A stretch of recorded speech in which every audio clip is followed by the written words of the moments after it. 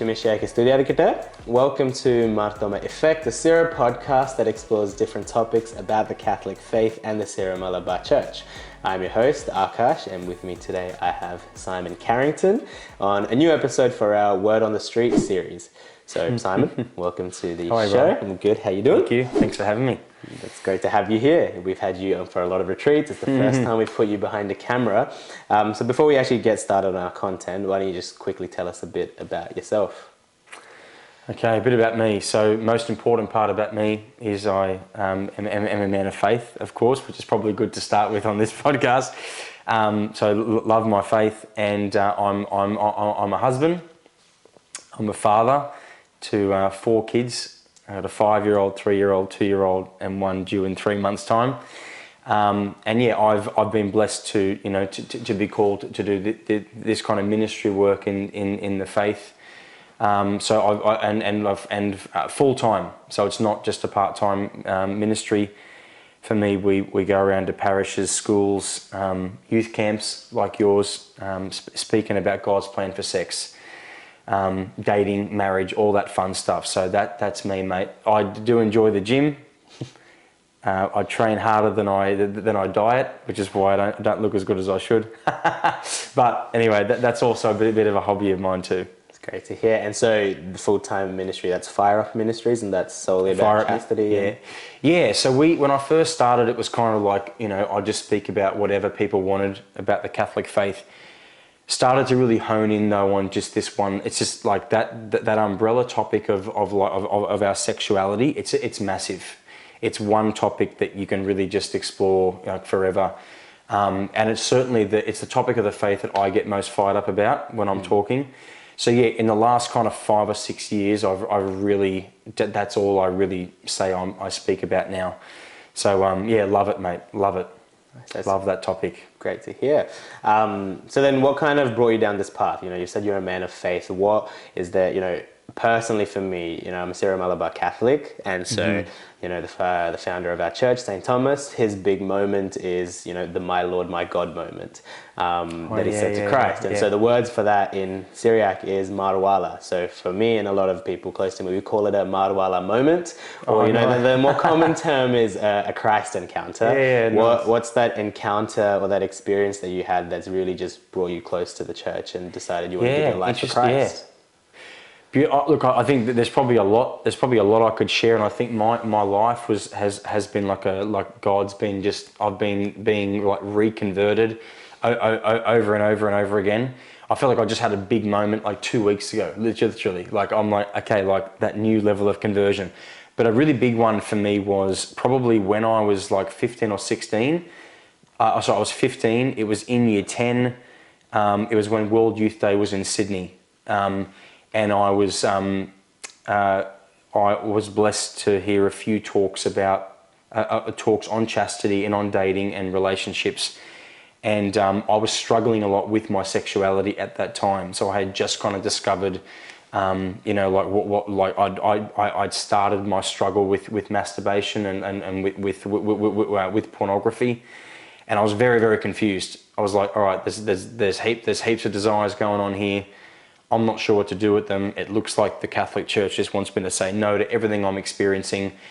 No one really was able to guide me until I encountered speakers who unpacked the writings of St. John Paul II for me. And it was on that World Youth Day experience, that was really where everything changed. I bought every book I could find from Christopher West, who's the leading, who's the leading teacher on theology of the body, St. John Paul II's work, and just I've continued to just read from that, and so it really was, as we've heard it say, our mess can become our message, right? Yeah. So for me, it's kind of like, I think it's no surprise that my mess was my sexuality. I struggled a lot with it, wrestled a lot with it. Got very angry with God about understanding his plan for it, but through a very painful journey and kind of like, these multiple encounters through that teaching that that's really what has saved me. Literally, I think that teaching has saved my life. And I can remember in prayer saying, Lord, just help me be to others who Jason Everett and who Christopher West were to me. If it wasn't for these guys that gave their life to this work, I would not want to know where I would be, because I had planned to leave the church after I left school, and they got in just before. So that was really that was a blessing. Praise the Lord to hear that. So then, great to hear about you and who you are. So I think we'll just jump straight into the content. So, a lot of our content is for youth. So one of the things we really want to touch on here is the topic of dating. When you come to our youth programs, and, even just the conversations we have with youth, there's so many like FAQs about, dating, about this, the before dating, the during dating season, after dating, what so many questions about it. So I think just to start off, let's get down to the very basic, right? Before you jump into dating, I think we need to first define love properly. I've heard you say it in your talks as well. We live in a pornified culture, and the understanding of what love is, whether it's an emotion or whatever, a feeling or whatever it is completely out the window right now. So I think just to set the foundation here, what is the church's teaching on love? So love is really, and I think it's a good starting point, because I think for a lot of us we just think that that sex equals love, right? And so, but that's that can be a dangerous mindset to have, that sex just equals love, because real love, right, the highest expression of love, or the greatest example of love that we've ever experienced or seen, was God, who became man. And then gave his life for us. So love is sacrifice. Love is I like this word, and this is very St. John Paul II. Love is to give, so to be a gift of self to somebody else. So I think love is not about you, right? Love is not about you. Love is about being a gift to another person that you love, to lay down your life for that person. And I think with that mindset, right, once we've got that mindset, right, as Christians, okay, I'm called to be Christ to others. I'm called to love, to be a gift, to be selfless, to serve them. Then, and only then, once you've got that foundation stone, can you then say, okay, well then, how do we put sex and the whole topic of sex, if sex does equal sex, in some, when you've got that proper foundation, then sex can equal love, right? And so sex, but it's got to be all right. But sex understood as self-gift, right?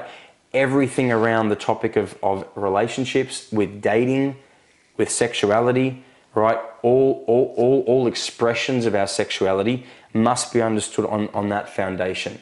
If we don't have that, sex doesn't equal love. Sex equals lust, right? Sex just equals, I want to feel good. It's about pleasure. And then instead of seeing other people as gifts to be loved, we see them as things to be used, right? So that I would say as Christians is we've got to get that foundation first. And so even when I'm talking to parents, even when they're forming their children, I say it's never actually too early to start to educate kids about sexuality. Why? Because the foundation stone of education on sexuality is teaching people the value of self-gift. Then you can put the sexuality topic on that, and everything just falls into place.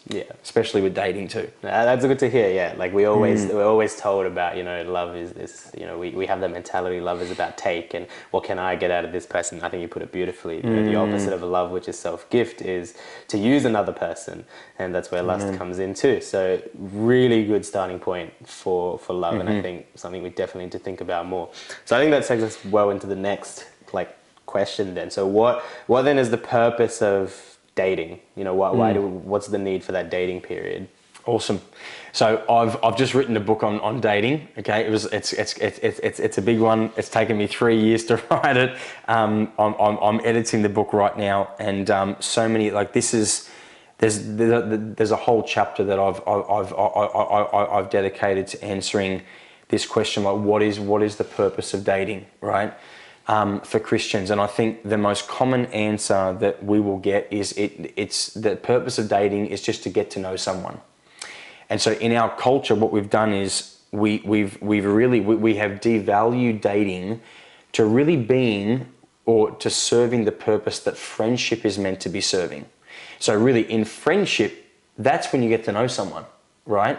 We're hanging out, we're praying together, we're serving together.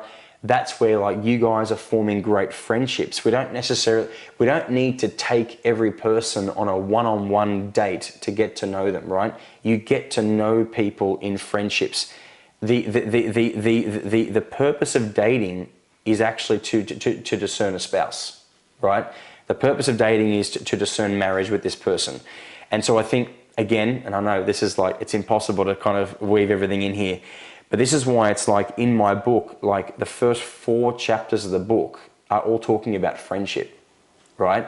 And it's because it's really hard to have a really good understanding about the purpose of dating if we don't first have a really good understanding about the purpose and meaning of friendship and same-sex friendship and other sex friendship. So we have to be able to know how to foster really healthy like other sex friendships. So male-female friendships where you're hanging out together, praying, serving, all that stuff. Then and only then can we be like, okay, well then now that I know someone well and I can see they have great values, great qualities and all this stuff, then we can talk about maybe I'm being called to date them, which is to discern marriage with them. It's like a whole nother level or step. In our culture, what we've done is we've inverted that. And so we hang out at church and we hang out with people and we've got our other sex friends that we've just put in the friend zone, right? Yeah. It's like, oh, he's my brother, she's my sister. I would never think of dating them because we know each other really well, which doesn't make any sense to me. That's precisely why you should consider dating them, because you do know them very well and they're really good people, right? But then, so we have all these like great Catholic friends that we think are kind of off the radar, and then we go out clubbing or we go where we're online trying to strike up something romantic with strangers that we know nothing about, and we date them thinking that we're dating people that are random, that we don't know anything about, and we're looking for a romantic spark. But the problem with that mindset is our dating is fueled more off how drawn I am to the person, like exteriorly or physically, and we don't pay as much attention to the inner values of the person, which can tend, when we get that backwards, we get all kinds of dating problems, and we're in a relationship with someone, we've been dating them for 6 months, and they're really attractive, like this man, right? Really attractive, smell really good, they dress really well, whatever it is. But how many couples I meet 6 months down the track and they're like, actually, we don't have anything in common, or actually, we had a lot of interests, right? We go for the same rugby team, or we like the same music, but our core values are not the same. We don't share the same faith, or maybe they were dishonest about how much they're really into the faith. All these kind of things start to surface. If we do it the other way around and have friendship first, then the purpose of dating just makes so much more sense. Anyway. No, I could keep going. I could keep going. We'll look forward for that book to come out, and then we'll see everything. So then one interesting thing you mentioned there is, making sure we have the same values, right? Having the same faith. So I know one of the things I wrestled with, especially, in my earlier stages of faith and as a teen, was this idea that the church encourages us, as a Catholic, to preferably pursue relationships with other Catholics. Like, why does the church encourage us to go down that route? What are the trade-offs? Especially when we go on teens retreats, right? Yeah. We have teens coming up to us saying, like, out of nowhere, they'll drop a bombshell, like, I have a Muslim girlfriend, and stuff. And what's the issues with that? So that's a question I had, when I was younger, and I'm sure there's a lot of people who might be watching this having the same question. Yes. Why does the church encourage us to go down that route? Massive question. Okay, so I think there's kind of a few layers here that are important. I don't say this as I don't say this to put anybody down, or as to judge someone, because as you just said too, right? We're all at a different stage of our journey. Okay, but think about it. The only person who's not going to have a problem in dating someone that doesn't share their faith again, there's no judgment here, but is someone that is probably not all in on their own faith, right? So someone that like doesn't really see that there's that much of a bigger difference between the Muslim faith or being an atheist or Hindu and being Catholic, right? And so I think I read it in a book from one of the Catholic speakers. They were like, the only way for faith in the topic of faith to not be a problem in a marriage or in a relationship is if both people don't really care too much about their different faiths, right? All you need is for one person to be invested in their faith, and there's going to be some conflict, right? So if I'm a fired up Catholic, right, and I'm in a relationship with an atheist, we can understand why there's going to be some challenges there, because if my faith isn't just a slice of the pie of my life, but it's the whole pie that my life fits into, it's going to be very difficult to share life with a person that doesn't even believe in the pie. Amen? So it's like, that's a challenge, right? Again, that's no judgment. We're all in different stages of our journey. But I do think that the question of why it's valuable to date and marry someone that shares your faith makes sense the more into your own faith you start to get, right? Also, it doesn't, I think, it doesnn't tend, and this is being really honest, like you were like, you were in that situation as a teenager. There were girls that I was kind of drawn to in my teen years that, weren't as into the faith as I was. It's very hard to see why that's going to be a problem when you're 15. Yeah. Right? I think that's just standard. Why? Because when you're 15, you're not really playing out, how is this going to look in 10, 15 years time when I'm married? Yeah. Right? Or even wind a bit back from that. How is it going to look as we prepare to get married? What's our wedding day going to look like? But it starts to really hit home for people when they start thinking about, okay, what about when I have a child? Okay, is this difference in faith going to impact the way that we're going to baptize this child? Are we going to how are we going to raise this child? Are we going to educate this child, right? And again, as if you're a teenager watching this, it's easy to blow this off as like, okay, well, that's ages away. But the reality is that is when the faith difference really starts to become a problem. It's not as much of a problem when you're 15 and you're hanging out together and you're talking about stuff other than faith. But when you're trying to do life together, right, I think the church in her wisdom advises us to marry people who share the same faith, because when you do, and you mentioned like what's the trade-off if you don't marry someone of the same faith, it's very hard to grow in your faith, or it's hard to be supported in your faith if you marry someone who doesn't share your faith or who doesn't believe in your faith. Amen? Yeah. So it's going to be like, okay, well, like I want to go to Mass on Sunday and then they're not too keen to come with you, or you want to say the rosary, but they don't want to pray it with you. You want to go to confession, but they don't see the point in confession, right? So what tends to happen is our faith does naturally start to weaken over time, because that primary person in your life is not helping or encouraging your faith. In fact, and I've seen this happen so many times, if a person of faith is dating or is married to a person who doesn't share their faith, whether they're Protestant even, right? Even being Protestant, there's going to be issues at Mass, confession, Mary, the saints, all that stuff. There's a whole list of, the Pope, the church versus the Bible, even though it's not a real battle, but they think it is, right? All that stuff, right? Think about it. The person who's Catholic is going to try over time, as they mention, every time they go to Mass, every time they go to confession, pray the rosary, all those things, that could possibly start to frustrate the person they're married to. And the person that they're married to might begin to get, if they're getting angry about that, or they start to resent the time they spend praying in a way that they don't, etc. That causes friction. What does that do? Then the person who's Catholic will naturally start to be like, the more I practice my faith, the more conflict I have in my relationship. So what happens? They naturally water down the practice of their faith.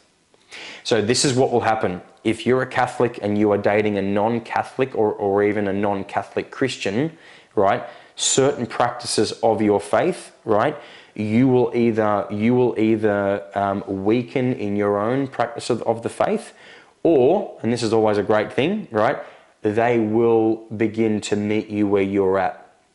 However, I would never encourage that as your strategy, right? So you should never be like, I'm a staunch Catholic, right? I'm going to go and find a Muslim who's really attractive, right?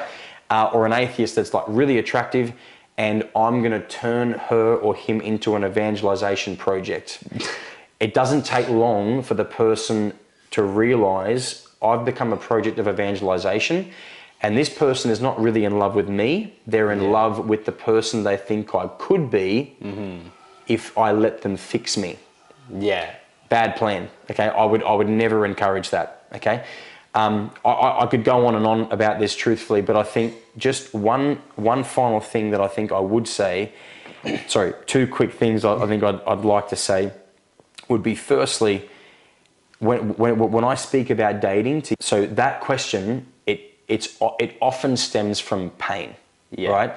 So it's like, all right, like I've been wounded by Catholics, or I've been let down or disappointed by Catholics.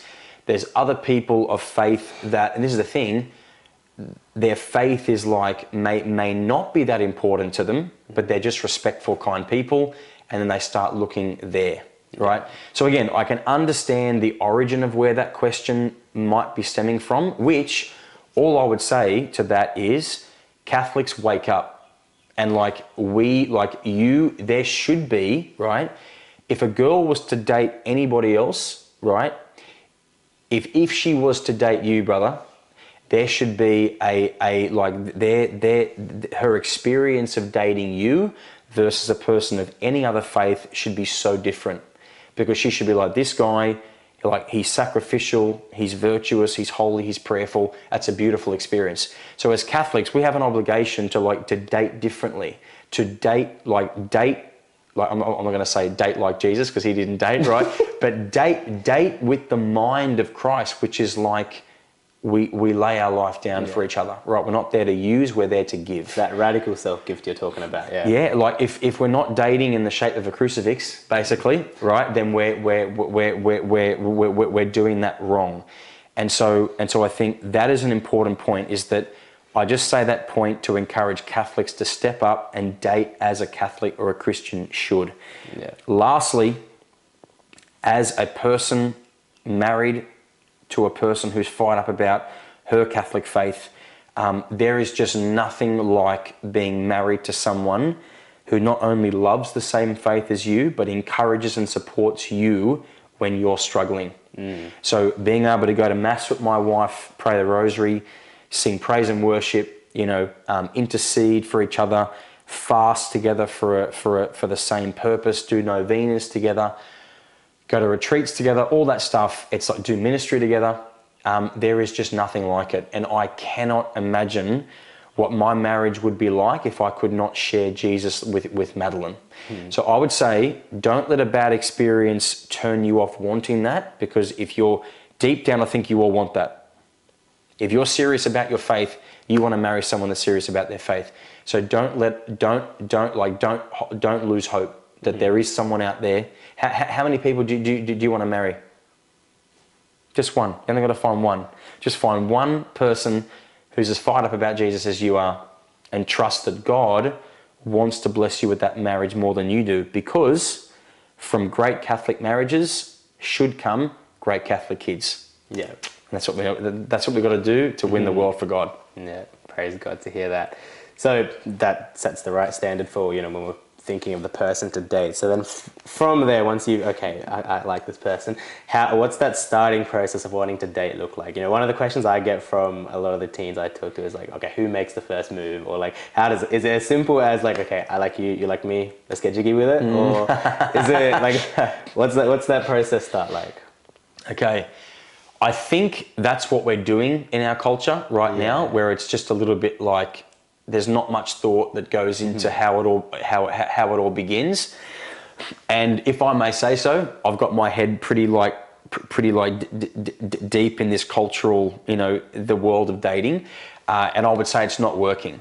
Right, I would say it's pretty messy in general out there. There's a lot of heartbreak, a lot of frustration. So, and this will be outlined in my book, but I have a just to give a very simple overview. I do have a bit of a guideline, I think, of how this all should start. So I have something. There's kind of 3 stages that I talk about. So there's observational friendship, there's intentional friendship. And then there is what we call the DTR conversation, right? Or which stands for define the relationship conversation. Those 3 things should happen, and in that order, prior to a first date, right? So this is the lead up to dating.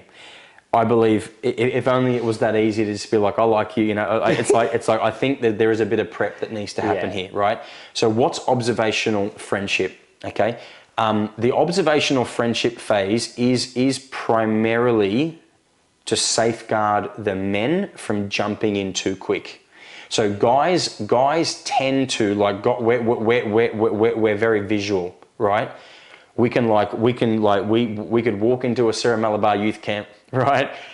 See a young woman and be like, oh, I'd love to marry her. Look how beautiful she is, and we're so drawn to the exterior of this. And I don't mean that in a lustful way. I'm not just saying, I'm not saying that to put anybody down. The reality is you could walk in, just see this stunningly beautiful young woman, and you're like, well, she's at a Catholic conference and, she's wearing a rosary bead around her neck or whatever, and be like, she must tick all the boxes. Our heart is filled with this sincere, enthusiasm and joy at her beauty, which is a good thing. We're supposed to, God designed us to be like that. But the problem is, for a lot of us guys, is we just tend to jump on that, and we respond just out of those warm fuzzy feelings, and we miss spending the time in and I don't mean this in a weird way or in a what's the word I'm looking for? I'm not encouraging you to stalk the girl, creepy. Right? Creepy way, right? A creepy way. But we should be spending time in observation of what is this person really like, right? So when we meet someone and they're really beautiful, or he's really handsome, and we just jump on that, what we do is we skip the necessary friendship phase, where we actually get to know the inner values of that person, right? So now the observational friendship phase, this works really well if this person is kind of a part of your world. Now, what do I mean by that? You see them at the Sarah Malabar camps, right? You're bumping into them here and there. You go to the same university. You go to the same gym. You work at the same cafe, whatever it is, right? You're seeing them all the time. So what you're doing is you're all right, I'm really drawn to him, or I'm really drawn to her, but I'm just going to hit the brakes for a little bit. Now, not for months and months and months. This observational period, it might be 2 to 4 weeks at the most. I'm not encouraging, just go on and on. But all you want to do is you're just giving the emotional response you felt to that person time to stabilize, right? Because what tends to happen, and I think I'm not putting guys down, because I experienced this 100 times in my life, right? Yeah. You probably experienced this as well. We see a new girl.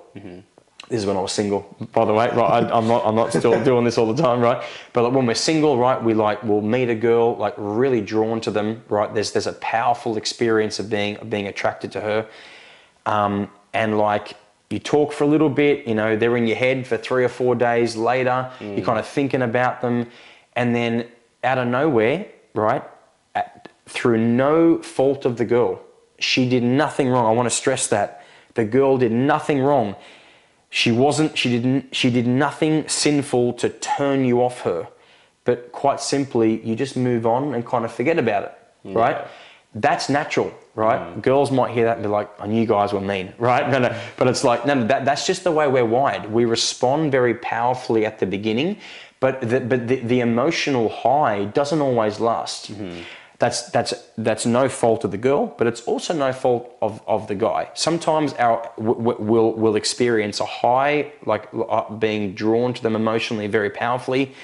But if we don't give that time to stabilize and kind of level out or keep growing through friendship, what tends to happen is guys will pounce when the emotional response is high. Yeah. They get the girl's number. They might ask her out for a coffee. They start pursuing like really intensely, right? And the girl's like, wow, like I'm being pursued. Like he's a nice guy as well. But what happens is 4 or 5 days later, they've been messaging, they've been calling, they've been hanging out. His emotional high is wearing out. Yeah. The girl did nothing wrong. She's beautiful, she's lovely, but the emotional response is just starting to dip.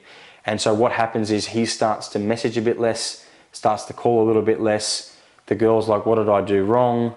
And then after a while, you know, she might be like, hey, like, are you still alive? You know, and he's checked out. Like he's like, he'll if she doesn't get the hint that he doesn't want to talk anymore, he'll just ignore her and ghost her, right?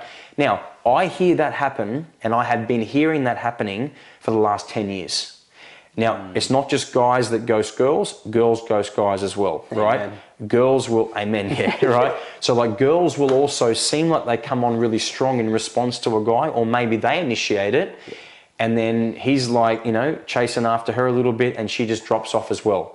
So observational friendship is primarily to slow the guy down, but now that there's a bit of a cultural shift in girls starting to initiate as well, it's also useful for slowing the girl down as well. And what they're going to do is they're going to be like, right, I just want to give this a couple of weeks. I'm not going to go all in. I'm just going to observe from a healthy distance. And what I mean by healthy distance is not like a physical distance, but more of an emotional distance. So I'm not going to show this person that I'm all in and I'm super keen. And I'm going to speed this up, right? But if you do discern, okay, I think I actually do like this girl or this guy, I'm being very drawn to them.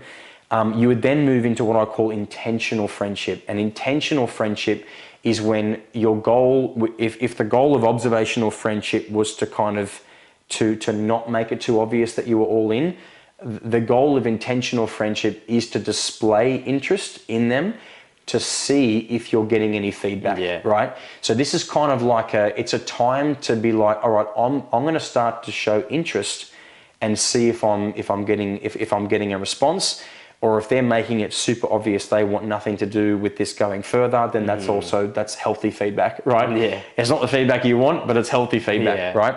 Now, I do believe, okay, and this is a bit old school, not everyone's going to like this. I do think that it is the man's responsibility to in the image of Christ to initiate the gift of love, right? So it's Christ that gives himself to the church, and the church, right, who receives and responds to the gift of love from the bridegroom. Now, St. Paul says in Ephesians 5, right, he uses the example of a husband and wife being a sign of or an image of the marriage of Christ and the church. And so quite literally on the altar when a husband and wife get married, the husband becomes Christ. He acts in the image and person of Christ. So marriage is the only sacrament that isn't actually isn't brought into effect by the priest. So in baptism, the priest says, I absolve you, right? Or in confession, you know, I baptize you, or I absolve you, right? It's the priest acting in the person of Christ who affects the sacrament. In marriage, it's actually the husband and wife that affect the sacrament with each other. I said, Simon, take you, Madeline, to be my wife.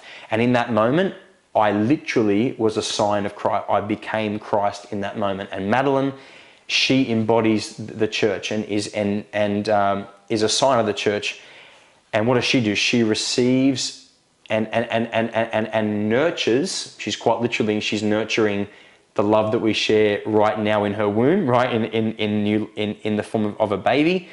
And so I think that's really important, right? It's like the husband, right, and wife on the altar. If that's the goal, then we need to start that from as early on as we can. So I do tend to recommend that once we move into the intentional friendship phase, it should ideally be guided by the man, right? He's the one that should be trying to initiate places and ways to speak to the girl that he's drawn to, and she primarily should be the one, not because she's weaker than the man in that sense or anything, or we don't care what she thinks, but as a way to honor her. A woman is beautiful. She's the prize to be pursued, right? And so I think the woman should know that she's worth being pursued, right? So how does intentional friendship take place? I think this is really important. You primarily want to avoid being super exclusive. You want to spend time with them in the context of what I call their 3 Fs, right? Faith, family, and friends. And so as much as possible, you want to be like in group settings, in faith contexts. Why? Because it's harder to lie about your intentions and who you really are when you're surrounded by faithful people, your family and your friends. Your family and friends will also call you out if you're starting to lose yourself and your identity while you're pursuing this person or being pursued by that person. So having those extra eyes and support around you can safeguard you from a whole bunch of problems. I don't have time to get into all. I've got 5 reasons why you shouldn't be exclusive right in the early stages. I haven't got time to go into all those. All I would say is let's just focus on the positive. Surround yourself by good people in that process. Now, after you've been intentional friends for 2 to 4 weeks, that's when you'd have what I call the DTR relationship. I think the DTR relationship should be initiated by the guy for sure. And he is the one that should approach the girl and say, hey, literally the conversation, he defines what he would love the relationship to end up being or where it's going. And with Madeline, I was like, hey, I really, really like you. There's a lot of great qualities you have. And I actually said, before we even went on a first date, because the goal of the DTR is to provide a context and meaning for which the first date happens. That's really key, right? So I was like, I'm really drawn to you and I would love the opportunity to discern with you if God could be calling us to the sacrament of marriage together. Now, think of that's like, Simon, that's intense. Yes, it is intense. But what was beautiful was that Madeline was like, amazing. Let's just we just cleared the air. There was no confusion, pulling our hair out, wondering what the other person's thinking. I think the guy should back himself, right? If he's really drawn to the girl, have the DTR and give it meaning. If she responds well to that DTR, right? And she's like, yeah, I would love that as well. Then he asks her out on a date. And when you go on that date, you're like, wow, you've done all that preparation, right? You've both had time observing each other and you know, hey, we're good friends. We're drawn to each other. We're drawn to each other physically. We're drawn to each other spiritually. She responded to my initiations to go to this event or pray this rosary or whatever it was.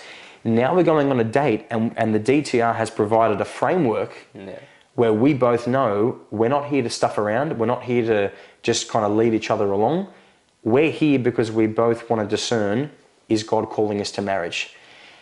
It sounds a bit intense, but I actually think it's a lot simpler and a lot easier than the way we're dating in modern times, which is I like her or she likes him. Let's go out for a coffee, and then if it doesn't work, we ignore each other and one of us gets really hurt, or we just start dating without really knowing or investing time in discerning what is this person really like here. Sorry for the long answer. No, that's so good. It's stuff that we don't hear about, especially that observational dating thing, I think. Because one thing, like, I've spoken to a lot of friends of mine who are dating, and, you know, the one thing I've understood is, like, when you go with that, I like you, you like me, there's error on both parties, where one side is, once you know the person likes you, you're putting up the best part of yourself. So you can't observe properly because the other side is conscious, and they're not showing you their true self. And then the influx of emotions, it's like you're blinded by any of the red flags you might see because you're on that emotional high. Which I've mentioned before. You should make a reel out of that clip. That was very good. Yes, red. Honestly, that is such a good point. Also, is that I think observational friendship, it really allows you to observe those red flags that we don't tend to notice when you just dive in based on emotion. Super valuable point. That's really good. Yeah, Praise I God. I agree. So one sentence you said before was, you know, the 3 F's, right? And you said, so you don't lie about your intentions. So I guess that takes me to the next. It's a big question, but when you're dating, how far is too far?